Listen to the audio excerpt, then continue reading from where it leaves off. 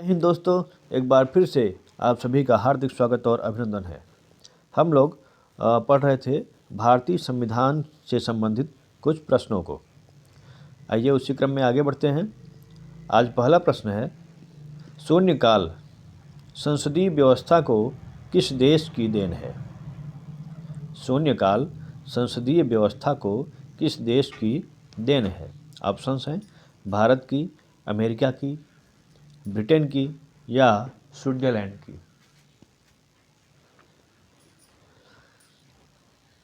उत्तर देने का प्रयास करिए। इसका उत्तर देख लेते हैं। ए ऑप्शन यानी कि भारत की। शून्यकाल संसदीय व्यवस्था को भारत की देन है।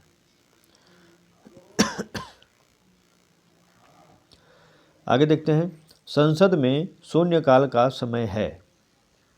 ऑप्शंस हैं सुबह 9 बजे से 10 बजे तक, सुबह 10 बजे से 11 बजे तक, सुबह 11 बजे से दोपहर 12 बजे तक या दोपहर 12 बजे से अपराह्न 1 बजे तक।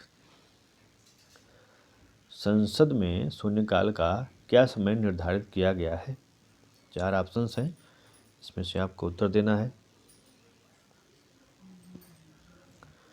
उत्तर देख लेते हैं इसका। डी ऑप्शन यानी कि दोपहर 12 बजे से अपराह्न 1 बजे तक।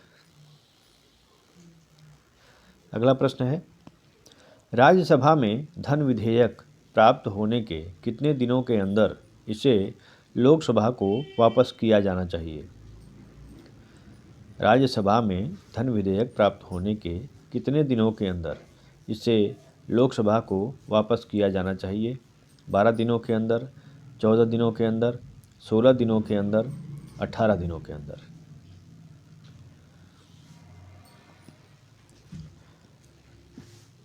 उत्तर देखते हैं इसका। बी ऑप्शन यानी कि 14 दिनों के अंदर। राज्यसभा में धन विधेयक प्राप्त होने के 14 दिनों के अंदर इसे लोकसभा को वापस किया जाना चाहिए। अगर ऐसा नहीं होता है तो उसे राज्यसभा द्वारा पारित मान लिया जाता है। आगे देखते हैं, संसदीय प्रक्रिया में गिलोटिन का क्या अर्थ है? संसदीय प्रक्रिया में गिलोटिन का क्या अर्थ है?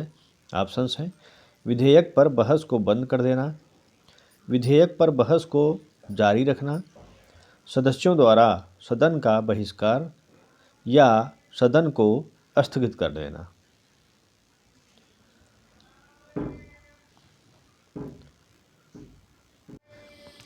इसका उत्तर देखते हैं। ए ऑप्शन ठीक है, यानी कि विधेयक पर बहस को बंद कर देना। गिलोटिन का अर्थ है विधेयक पर बहस को बंद कर देना। आगे देखते हैं, भारत में उच्चतम न्यायालय का उद्घाटन किस तिथि में हुआ था? ऑप्शंस हैं 27 जनवरी 1950 को, 28 जनवरी 1950 को, 29 जनवरी 1950 को या 30 जनवरी 1950 को। भारत में उच्चतम न्यायालय का उद्घाटन किस तिथि में हुआ था? उत्तर देने का प्रयास करिए आप सभी लोग।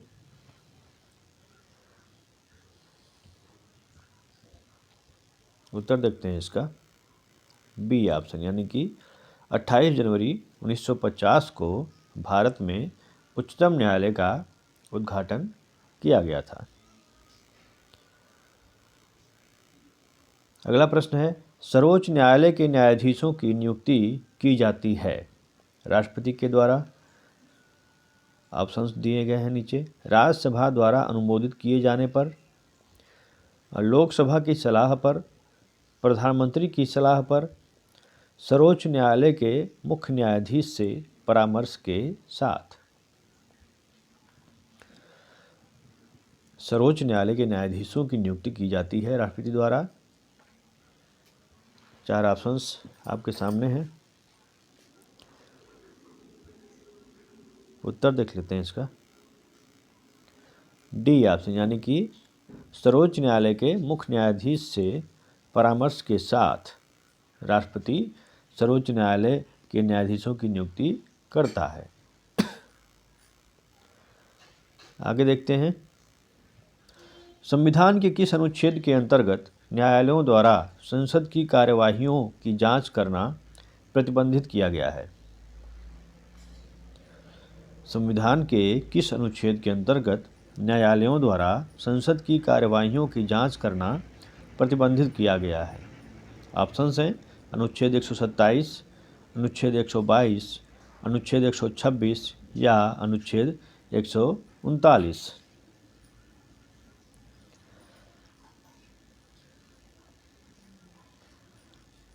उत्तर देने का प्रयास करिए।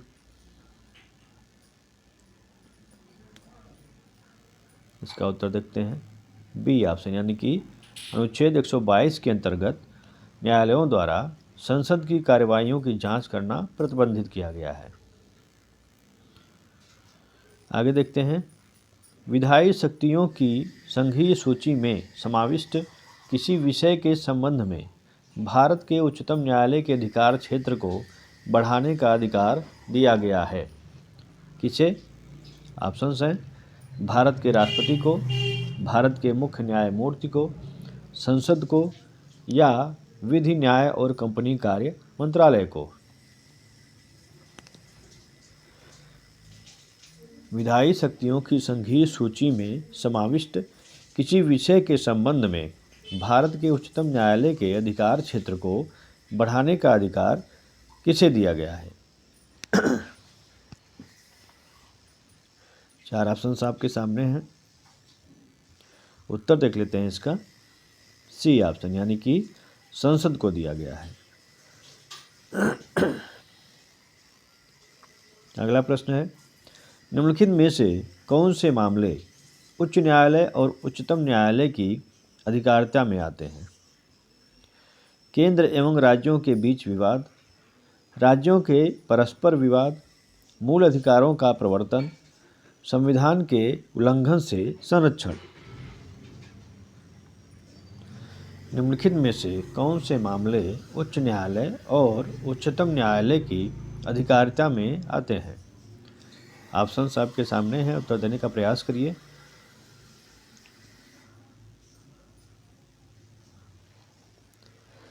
उत्तर देखते हैं इसका, सी ऑप्शन, यानी कि मूल अधिकारों का प्रवर्तन जो है उच्च न्यायालय और उच्चतम न्यायालय की अधिकारिता में आता है।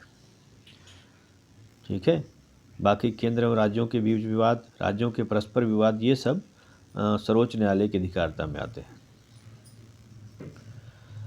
अगला प्रश्न है, भारत के सर्वोच्च न्यायालय के निर्णय के संबंध में निम्न में से क्या सही है? ऑप्शंस हैं, सर्वोच्च न्यायालय को अपने निर्णय को परिवर्तित करने का अधिकार है। सर्वोच्च न्यायालय को अपने निर्णय को परिवर्तित करने का अधिकार नहीं है। केवल भारत के मुख्य न्यायाधीश को निर्णय परिवर्तित करने का अधिकार है, या केवल विधि मंत्रालय को निर्णय परिवर्तित करने का अधिकार है।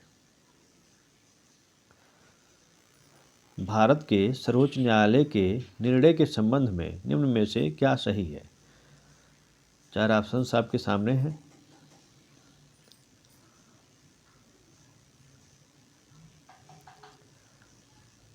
उत्तर देखते हैं इसका, ए ऑप्शन, यानी कि सर्वोच्च न्यायालय को अपने निर्णय को परिवर्तित करने का अधिकार है। अनुच्छेद 137 के तहत ऐसा अधिकार सर्वोच्च न्यायालय को प्रदान किया गया है। आगे देखते हैं, भारतीय संविधान में निम्नलिखित में से कौन सा एक अनुच्छेद भारत में राज्य के एक राज्यपाल के रूप में एक व्यक्ति की नियुक्ति के लिए योग्यता निर्धारित करता है? ऑप्शंस हैं अनुच्छेद 156, अनुच्छेद 157, अनुच्छेद 159 या अनुच्छेद 160। कौन सा अनुच्छेद भारत में राज्य के एक राज्यपाल के रूप में एक व्यक्ति की नियुक्ति के लिए योग्यता निर्धारित करता है? ऑप्शंस आपके सामने हैं। उत्तर देखते हैं इसका, बी ऑप्शन, यानी कि अनुच्छेद 157 में एक व्यक्ति की राज्यपाल के रूप में एक व्यक्ति की नियुक्ति के लिए योग्यता निर्धारित किया गया है। अगला प्रश्न है, भारतीय संविधान के निम्नलिखित में से कौन सा अनुच्छेद राज्यपाल को अध्यादेश जारी करने की शक्ति प्रदान करता है? ऑप्शंस: अनुच्छेद 208, अनुच्छेद 212, अनुच्छेद 213 या अनुच्छेद 214। निम्नलिखित में से कौन सा अनुच्छेद राज्यपाल को अध्यादेश जारी करने की शक्ति प्रदान करता है? उत्तर देख लेते हैं इसका। सी ऑप्शन, यानी कि अनुच्छेद 213 के तहत राज्यपाल अध्यादेश जारी कर सकता है। अगला प्रश्न है, किसी राज्य में राज्यपाल की नियुक्ति संविधान के अनुच्छेद, ऑप्शंस हैं, 153 के तहत होती है, 154 के तहत होती है, 155 के तहत होती है या 156 के तहत होती है?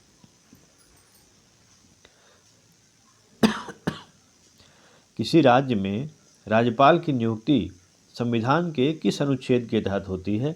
4 ऑप्शंस हैं, सामने आपके उत्तर देने का प्रयास करिए। उत्तर देख लेते हैं इसका। सी ऑप्शन, यानी कि 155 के तहत राज्यपाल की नियुक्ति का प्रावधान किया गया है।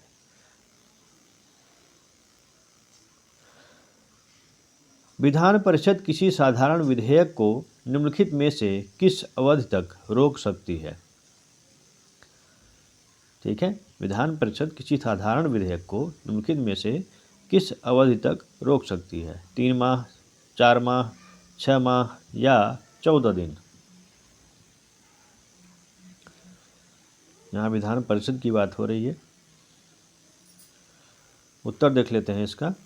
बी ऑप्शन, यानी कि 4 माह तक जो है किसी साधारण विधेयक को विधान परिषद अपने पास रोक सकती है।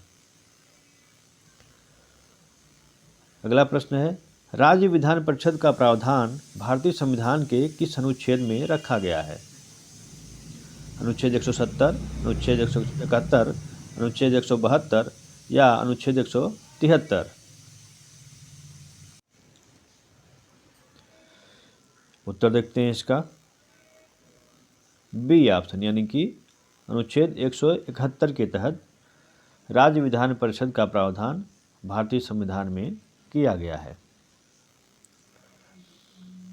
ये थे भारतीय संविधान से संबंधित कुछ प्रश्न। आगे फिर से कुछ नए प्रश्नों के साथ उपस्थित होंगे। जय हिंद।